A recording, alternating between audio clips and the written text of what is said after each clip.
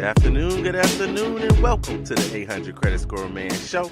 I am your host, Kevin King. He is I, and I am him, the 800 Credit Score Man himself. And once again, thank each and every one of you for coming in and listening to the 800 Credit Score Man Show. I truly, truly appreciate it. So look, off of the 100th show last week, I want to thank you guys for real. It looks as though this may have been the show that was listened to the most in a 1 week time frame. Like a lot of the shows get more and more listeners because, of course, it's on demand 24/7. If you listening on iTunes, or if you're listening on any kind of place where you can get your podcast, or you go to Spreaker later on, or Spotify or iHeartRadio, then you can always listen to the show 24/7. So, but this week it seems, so shows typically, they build a little momentum. If it's a good topic, more people will listen. It might not even be this week. It might be 2 weeks, 3 weeks from now, but they listen to the show. Well, this week, it looks like the 100th show was actually the show. I think it's actually the second most listened to show in a 1 week period from when it actually aired. So thank each and every one of you all. If you listened to the show last week, I'm going to ask that you share the show. Push that show out so people can send me more and more questions about their credit, see how I can help them increase their credit scores. So last week on the show, I gave you those 100 credit facts. If anybody out there counted them, I'm sure you noticed that there were more than 100 credit facts, actually. But yes, I gave those 100 credit facts out last week, and I asked you to do something for me. I asked you if you heard something that you hadn't heard before, or you need a better explanation or a longer explanation, to send me your emails. You can still do that. So if you got questions, send me your emails, 800@creditscoreman.com. 800, that's 800@creditscoreman.com. So one of the questions, I said I would take the top 5. So the top 5, when I calculate them all, the top 5 topics, I'll either do a show on it, or at least touch on it on the show, because you guys are asking those questions. So one of the things that came up, actually the very first thing that I got from somebody, actually was from Dave Bowman. So shout out to Dave Bowman for sending this to me. And I got this question a bunch of times, and it basically was about, what's the difference between VantageScore and FICO? Like, what's really the deal with these two that you keep seeing and keep hearing about in the news and on the internet? And, Credit Karma uses one, but your bank might use another. So what's really the deal? So today, on today's show, what we're going to do, I'm going to break down the difference between VantageScore and FICO for you today. Hopefully this show is not going to go that long at all. It might not even be 30 minutes today, because we're going to get it in. We're going to get out of here. I got a lot of people in the studio today. A lot of people in the studio today. So I apologize in advance for any background noise that you might hear. So let's talk about VantageScore. Oh, nope. You know what I got to do. I got to give a shout out, at least a shout out at the beginning of the show. So let me shout out Dennis King. Yes, that's my cousin, Dennis King. He is celebrating his birthday coming up this week, so I got to give him a huge shout out. Another cousin of mine, Gwen Barry Brown. I got to give Gwenny a shout out as well. That's one of my cousins. So she's having a birthday as well. And let me give Jermaine Taylor a shout out. He's celebrating a birthday coming up this week. I think it's coming up on Wednesday. So Jermaine, happy birthday to you. And while I'm at it, let me give the man himself, Dean Michael Gordon. Yes, Dean Michael Gordon from Indiana University. Let me give him a happy birthday shout out as well. I know that you're over in Africa and you'll be listening to the show in Africa. So happy birthday all the way from the States across the pond. Happy birthday to you, Dean Michael Gordon. Okay, so let's get into this Vantage thing versus FICO, and, really, what's the deal? What's really the deal between the two? So part of this, actually, I wanted to do a show on this, and I thought I had done an entire show on this. I couldn't find the topic myself when I took a courtesy look once people start asking me about this particular topic, and I couldn't find it myself. So I figured I would do this one first, especially since I got that question actually first. So here's the deal. So with FICO, as you should know, since I've talked about it a few times, FICO was created back in the 50s. Two guys got together, Bill Fair and Earl Isaac got together and created the FICO company, which is for Fair Isaac Corporation. They got together, they created that particular company. Yes, it's still available today, of course. It's publicly traded. You can go check it out. You can buy stock in and whatnot on the New York Stock Exchange. So they created this back in the 50s. And what they were doing or attempting to do initially was to try to evaluate if someone is worthy of you lending money to them. So they were just collecting data, for banks and for other entities that lend money or lend credit for different goods and whatnot. So they were just trying to see, what's the probability that this particular person would actually pay this particular loan back. So that's what they set out to do. So what they did was, what FICO does is actually they collect your data. So they collect the data from your credit card companies, from your mortgage company, from your student loans. So they collect that kind of data, and they collect public information as well. So like your bankruptcy, if you file bankruptcy, it's on your credit report. So this is kind of data that they collect, and over years past, they're gonna collect your collections information. Tell who it's from, if it's medical collection or if it's from a cell phone company or whatnot.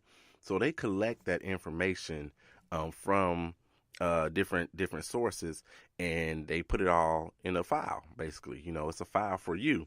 Now, we have access to those things online. Of course, back then you wouldn't, but they collect that information and they created a formula. So they created this formula. And, I always say, kind of like, KFC, you don't know the entire formula is locked in a vault somewhere. For years and years and years, it was totally hidden. And not many, if anybody, knew what the formula was to try to figure out, if this person is worthy for getting credit or not. So they created this whole thing. Your score goes from 300 to 850. I have no idea. I've never read anything that says why in the world did they come up with these numbers, 300 to 850, but that's what it is. And so what they've done is, since they collect that data, they created this formula. The formula is, well, and we know now at least a portion of what the formula is the 5 credit factors that I talk about all the time. So you got those 5 credit factors, which include your payment history. A lot of people always thought that just paying on time made sure that you had a good credit score. That's not necessarily the case, and why so many people have been confused over the past few decades because they didn't have a good credit score because they always paid their bills on time. Or they thought they had a bad credit score because they never paid anything on time. They didn't understand the nuance within all the 5 factors. So, of course, paying on time is one of those factors, the largest factor. Then you had your credit utilization. Till just very recently, people have discovered, and some people still discount it, that your credit utilization has anything to do with your credit score. It absolutely does have something to do with your credit score, and it's the second largest factor. The third largest factor would be your length of history. How long have you had credit? So if these people are trying to evaluate you upon your financial situation, not only are they looking at what do we have now, what kind of money does this person make, how have they paid their bills in the last month or so? They're looking at your whole history. So how well did they do 5 years ago? And then they're trying to predict how well you'll do in the future by doing just that. And then they talked about like a new credit or the kinds of credit that you have. So their data suggested that, people that use credit cards only, they lean one way or the other as far as paying their bills on time or not. People that have a company that have a car, then they pay their bills a certain way. They notice that people with mortgages, for the most part, especially in certain decades, they would pay their mortgages on time and never be late. So they looked at the mix, if you will, of what your credit is like. So that's what the kinds of things that they did. And then inquiries is thrown in there as well. Like, how many times are you inquiring? How much credit are you trying to get? So they used all those things as factors for us. Now, there may be other factors that we don't even know, and I'm sure that there are. There's nuance within all of these things, time frames and, people that have had collections in the past or have them now. I'm sure they have all that kind of data, and, people that have filed bankruptcy or had tax liens and things of that nature, just trying to figure out and get the best idea possible if you're going to actually pay your bills. So that's what they have done. That's what they did. They created that formula, and that's how they did. So it was probably almost always called your FICO score, but over the years it's been called a beacon score, just your credit score, all kinds of things. It's been called over the years, but it's really your FICO score. That's the score that means the most to the most people. So that's the one that you always want to get into. So that secret formula is what they did. Now, what about Vantage? So Vantage is relatively new when it comes down to it. It's relatively new. It's gaining popularity though. It's gaining a lot of popularity. So Vantage is was created basically, or it's a collaboration, if you will, between the three credit bureaus: TransUnion, Equifax, and Experian. So it's a collaboration between those three credit bureaus. And what you'll find is that places where you see your free score all the time, typically they're using Vantage or VantageScore for those. So your Credit Karmas, your Credit Sesames, places like that, they're using a Vantage score. It's a free score for you, and oftentimes, or at least early on, it was known as an educational score. It's kind of like something that was just to help you, the consumers, and myself, help us to kind of look and see what our credit is like without having to go through all the hoops to get your FICO score and to get your credit score, your credit report and things of that nature. So you'll see that. Now, some of the disturbing things that I have seen online have been, people dogging out Credit Karma, saying that, they're not accurate, this, that, and the other. That's not necessarily the case. It's not that they're not accurate. They're using something different than FICO is. And then so people have the misunderstanding that it's not accurate. They're using a different scoring system.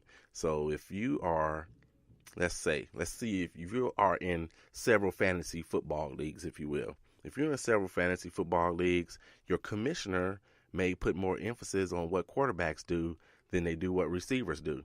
Your other league may have where, your running back, gets 2 points for every yard that they get or something of that nature. So it's different, but it doesn't mean that it's not accurate for that particular system. So the Vantage score, when you get it from Credit Karma, whoever you get it from, and I believe even credit card companies, like if you're a credit card company, I think Chase gives me a Vantage score. I think Citibank gives me a FICO score. But if I go to Chase and, I just use my app and I pull it up, they're going to give me a Vantage score.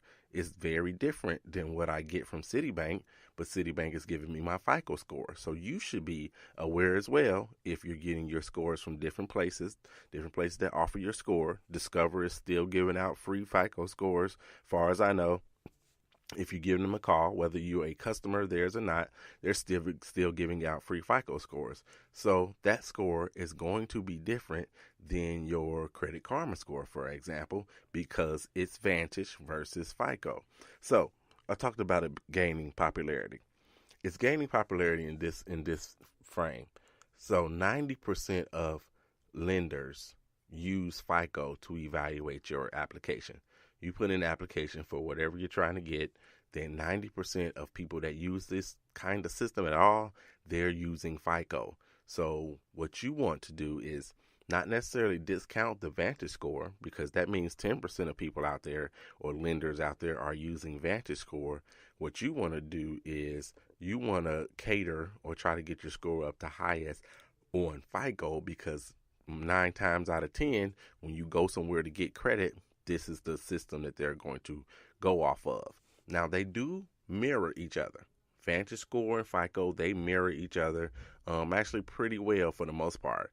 Sometimes you'll find that your VantageScore is lower than your FICO score. Other times you'll find it the other way around. Your FICO score may be lower than your Vantage score. And here's where some of the places where people get confused and upset and just frustrated by this whole system. So if you're looking at your Credit Karma and you say, okay, here's what my credit score is. So I know if I go to buy me some furniture, I'll be approved because I got this score. Or if I'm going to buy a better example, if I'm going to buy me a car, I'll get approved and, here's what my score should be. So then you go to the place, try to get your car, and your score is widely different. Maybe it's lower. So if it's lower, it's not necessarily because Vantage was so far off.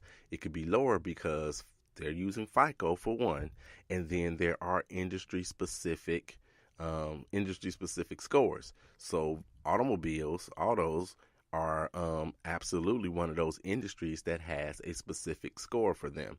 So let's say you've had credit forever, you've got a good, decent credit score.